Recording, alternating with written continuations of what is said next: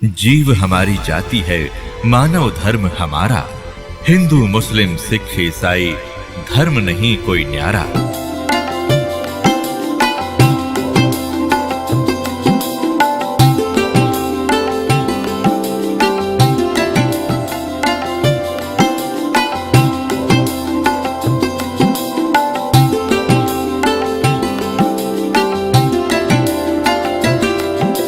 अब परमात्मा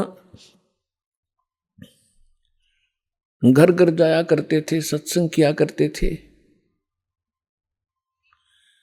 और परमेश्वर की शरण में आने से वो दुखी प्राणी सुखी हुआ करते थे। एक ब्राह्मण परिवार था, उसके 2 लड़के 2 लड़कियां थी और चारों बच्चे मेंटली डिस्टर्ब।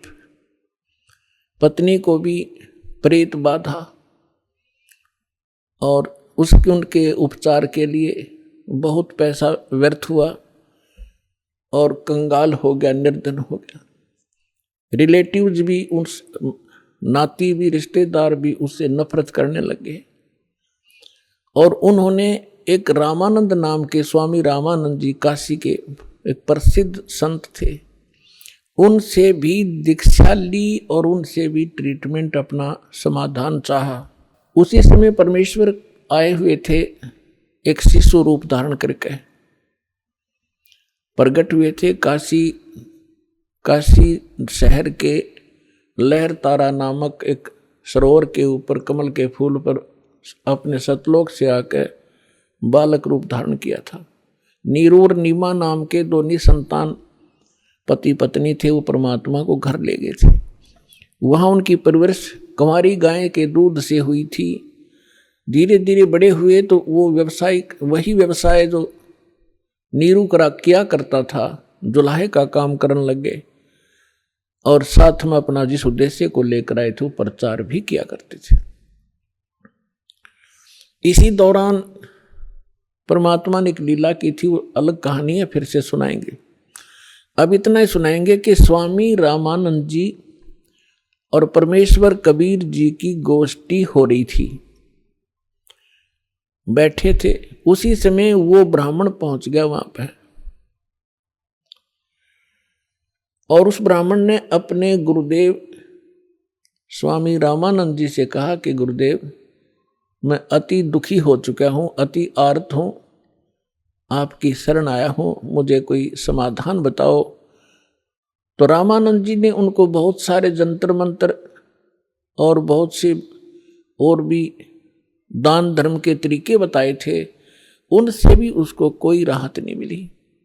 तो पुण्यात्माओं, आप जो भी कोई दुखी प्राणी होता है वो परमात्मा की राहत लेने के लिए संतों के पास जाते हैं, या उसको जो भी कोई बता दे कि वहाँ झाड़ा लगाते हैं, वहाँ कोई ओझा बैठा है, तो वहाँ भी जाते हैं। तो जितने भी संत हैं पहले अपनी क्रिया बताते हैं, आप ऐसे करो, ये मंत्र जाप करो, ये ऐसा दान करो। उनसे भी कोई लाभ नहीं होता है तो सभी लास्ट में ये कह देते हैं कि ये आपके प्रारब्ध में निहित है, अर्थात आपकी किस्मत में लिखा है, ये आपने भोगना ही पड़ेगा। फिर उदाहरण देते हैं कि जैसे भगवान श्री राम ने बाली को मारा था, जो सुग्रीव का भाई था, वृक्ष की ओट लेकर, और उसका भी बदला भगवान ने भी देना पड़ा श्री कृष्ण रूप में। एक शिकारी ने उनके पैर में तीर मारा, विषाक्त, और तब श्री कृष्ण जी की मृत्यु हुई। वो मारने वाला कौन था? वो शिकारी, वो बाली वाली आत्मा थी और श्री कृष्ण राम वाली आत्मा। तो इस तरह की अटकल देकर के रामानंद जी ने उस ब्राह्मण से कहा कि भाई, ये तेरे प्रारब्ध के अंदर लिखा है, ये किसी भी तरीके से नहीं कट सकता। मैं जो विधि जानू था मैंने सारी बता दी। उसी समय परमेश्वर ने कहा, स्वामी जी आप बड़े विद्वान हो, वेदों को भी जानते हो, क्या वेदों में भी ऐसा नहीं लिखा कि परमात्मा जीव के सर्व पाप नाश कर सकता है, यानी पाप से ही दुख है। पाप जो प्रारब्ध में लिखा गया है, किस्मत में लिखा गया है, तो उसको प्रारब्ध का कष्ट कहते हैं, संकट कहते हैं, और वो भोगना ही पड़ता है, भोगने से ही समाप्त होता है। तो परमेश्वर ने प्रश्न किया, क्या स्वामी जी आप, क्या वेदों में भी ऐसा ही लिखा है? स्वामी जी ने तपाक से कहा कि हाँ ऐसा ही लिखा है, किसी वेद में ऐसा प्रमाण नहीं, सब ये लिखा कि अपना कर्म भोगना ही पड़ेगा। तो परमेश्वर ने कहा कि यजुर्वेद अध्याय नंबर 8 के श्लोक नंबर 13 को देखिए स्वामी जी। अब उनको जुबानी याद था, अपने आत्मा या बिजली गिरी हुई है, सदग्रंथों को कंठस्थ याद कर रखा था इन ब्राह्मण लोगों ने, और इनको कख नहीं पता था ये बता क्या रहे हैं। रामानंद जी का सिर घूम गया कि दानक का बालक, धान दुल्हाए का लड़का, कदे इसने वेद देखे भी को नहीं, और आज इसने मंत्र बता दिया। 104 साल के उसमें परमात्मा के, उनके जीवन में, लीला में जीवन जो परमात्मा शरीर में दिखा रहे थे, 99 वर्ष का अंतर था, 99 वर्ष बड़े थे परमात्मा से, और सारा जीवन ही उन्होंने वेद और गीता पुराणों के अध्ययन में बिताया था। तो परमेश्वर ने कहा, कबीर साहब ने कहा, स्वामी जी यदि प्रारब्ध का कष्ट भोगना ही पड़ गया तो भक्ति की क्या आवश्यकता है फिर? अगर किसी के संस्कार में दुख है और दुख है भोगना ही पड़ेगा, फिर भक्ति ने शर्म में मारेंगे, क्या आवश्यकता है इस भक्ति की? कौन करेगा भक्ति? क्या आवश्यकता परमात्मा की? वो भक्ति इससे हटकर है, और वो मंत्र मेरे पास है। अपने आत्माओं जो दुखी व्यक्ति है उसको तो संकेत चाहिए। उसने तभी पूछा कि आप कौन हो भाई?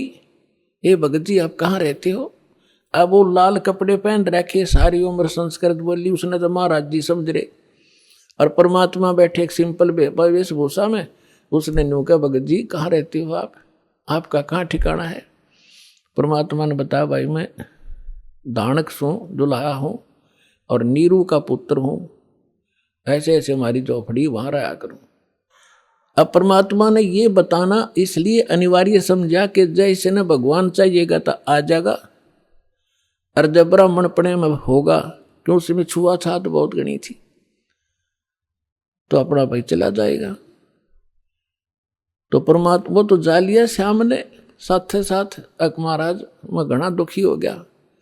तो वहां जब परमात्मा के पास के और भी बहुत से आर्त व्यक्ति बैठे थे, और वो आपस में चर्चा कर रहे थे कि मैं इतना दुखी था, परमात्मा से नाम लिया, अरे भगवान आए हैं, ये परमात्मा है, तुम इसको दुल्हा मत समझो, दानक नहीं है। अब जिसके कांटे से निकल रहे हो क्यों कर कहीं, सिंपल मैन है। तो उस व्यक्ति वो पहुंचा वहां पर ब्राह्मण, जब वो और भक्त बैठे बतला रहे थे, भगवान आए, जब सत्संग का आयोजन था उनके साथ, दूसरे साथ ही बाहर मैदान में, तो उस ब्राह्मण का कुछ दिल डटा, जब ये सारे भगत कह रहे हैं तो कुछ बात बनेगी। तो परमात्मा के आशीर्वाद मात्र से परमात्मा ने कहा, भाई अपने सारे बच्चों को ले आ। उसने सारा दुख बताया, उनको दीक्षा दिला। तो उसने सोचा पहले अपने लड़कों को ले चलता हूं, क्योंकि इज्जत और बेइज्जती हमारा साथ लटक रही है, घर में कैर टूट रहा। दोनों लड़कों को ले आया। परमात्मा ने दीक्षा दी, बेटा भक्ति करोगे ना जब बात बनेगी। केवल आशीर्वाद से भी सुख दे देते, लेकिन वो तो एक का दुख टड़ा, आगे जीवन में पता नहीं कितने दुख है आपके। परमात्मा ने नाम दिया, दोनों बच्चे ऐसे स्वस्थ हो गए जैसे कदे दुख था ही नहीं। अपने आप उठ के गए, उन्हें लाया था बैठा बैठा कर, तो उनको एकदम खुशी की लहर आ गई। फिर अपनी बेटियों को, पत्नी को, सबको नाम दिलाया। परमात्मा के आशीर्वाद से सब ठीक हो गए, स्वस्थ हो गए कुछ ही दिनों में। और फिर घर का काम भी उसका बहुत अच्छा चलने लगा। अब वो जहां भी जिसने मिला है उसी को कहे कि भगवान आए हैं। चलो वहां पर परमात्मा आ रहे हैं जुलाहों की कॉलोनी में, भगवान उतर रहे हैं, पर उसकी कौन सुने ब्राह्मण। आप सुन रहे थे जगत गुरु तत्वदर्शी संत रामपाल जी महाराज जी के मंगल प्रवचन। अधिक जानकारी के लिए विजिट कीजिए हमारी वेबसाइट www.jagatgururampalji.org। संत रामपाल जी महाराज जी के शुभ आशीर्वाद से पूरे विश्व भर में 500 से भी ज्यादा नाम दीक्षा केंद्र हैं, जिन पर संत रामपाल जी महाराज जी द्वारा ऑनलाइन निशुल्क नाम दीक्षा दी जा रही है। अपने नजदीकी नाम दीक्षा केंद्र का पता करने के लिए संपर्क करें 8222880541।